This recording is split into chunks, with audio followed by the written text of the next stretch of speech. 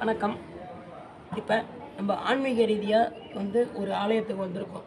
இது மயிலாடுதுறை மாவட்டம் ஸ்ரீ வைத்தீஸ்வரன் திருக்கோவில் வைத்தியநாத சுவாமி ஆலயத்துக்கு தான் வந்திருக்கோம்.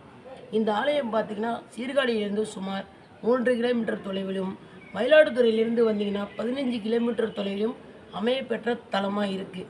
இந்த ஆலயம் பார்த்திங்கன்னா 4000 யுகத்துக்கு முன்னாடி தோன்ற ஆலயம். இது எப்படின்னு பார்த்தீங்கன்னா, ராமர் காலத்தில் ராமர் அந்த பண்ணாங்கள்ல, ராமாயணம் நடந்ததில்ல, அதுக்கு முன்னாடியே தோன்றிய கோயில் தான் இந்த கோயில். இந்த கோயில் பார்த்திங்கன்னா மிகவும் பிரசித்தி பெற்ற கோயிலாக விளங்குது. இந்த குளம் பார்த்திங்கன்னா சித்தாமிர்த நோய் தீர்த்த குளமாக கருதப்படுது. இங்கே பார்த்திங்கன்னா இரவு நேரங்களில் 4448 சித்தர்கள் இந்த குளத்தை சுற்றி தவம் செய்கிறது ஐதீகம். இங்கே தவம் செய்கிறாங்க. இந்த இரவு நேரங்களில் பூஜை பண்ணுவாங்க. இங்கே முன்பொரு காலத்தில் பார்த்திங்கன்னா இந்த கோயிலில் தவம் செய்யும் பொழுது ஒரு சித்தர் அப்போ இந்த தவத்தை பாம்பு, அதாவது தவளையை பாம்பு விரட்டிட்டு அந்த தவளை சித்தர் மேலே விழுந்து அந்த தவம் கலைஞ்சிருது. அந்த தவம் கிளைஞ்சதுனால அந்த சித்தர் ஒரு சாப விமோச்சனம் கொடுத்துட்றாரு.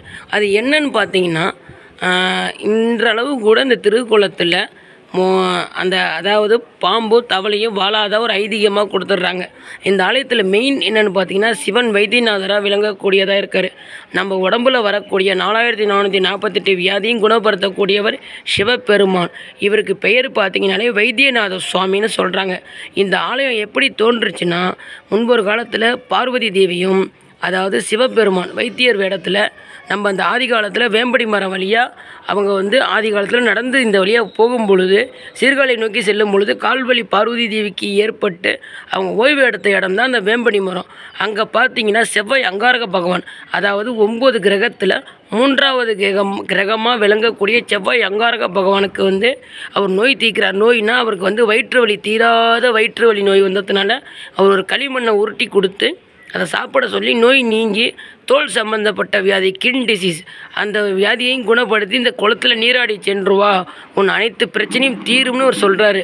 அதற்கு பார்த்தீங்கன்னா அவர் சொன்னபடியே அந்த வைத்தியநாதர் செஞ்சதுனால அவர் செவ்வாய் கேட்குறாரு, எனக்கு ஆலயத்தில் ஒரு கிரகமாக நீங்கள் இருக்கிறேன், நீங்கள் அதேமாரி பார்த்தீங்கன்னா வைத்தியராகவும் அம்பாள் மருத்துவ செவந்த கோயிலில் விளங்கணும் அப்படின்னு சொல்லி வேண்டுகோள் இணங்க இந்த ஆலயம் அப்படி தான் பிரசித்தி பெற்று விளங்குது. செவ்வாய் பார்த்தீங்கன்னா திருமணத்தடை, தொழில் தடை, கல்யாண பாக்கியத்துக்காக மெயினாக இங்கே வருவாங்க. அதாவது செவ்வாய்க்கிழமைகளில் காலை 6 to 7 பிரம்ம முகூர்த்த ஓரையில் பார்த்திங்கன்னா இந்த ஆலயத்தில் செவ்வாய்க்கு சிறப்பு அபிஷேக பூஜைகள் நடைபெற்று, அதாவது நமக்கு பரிகார நிவர்த்தி பண்ணி கொடுப்பாங்க. இது பரிகார நிவர்த்தி ஸ்தலம்னு கூட சொல்லலாம்.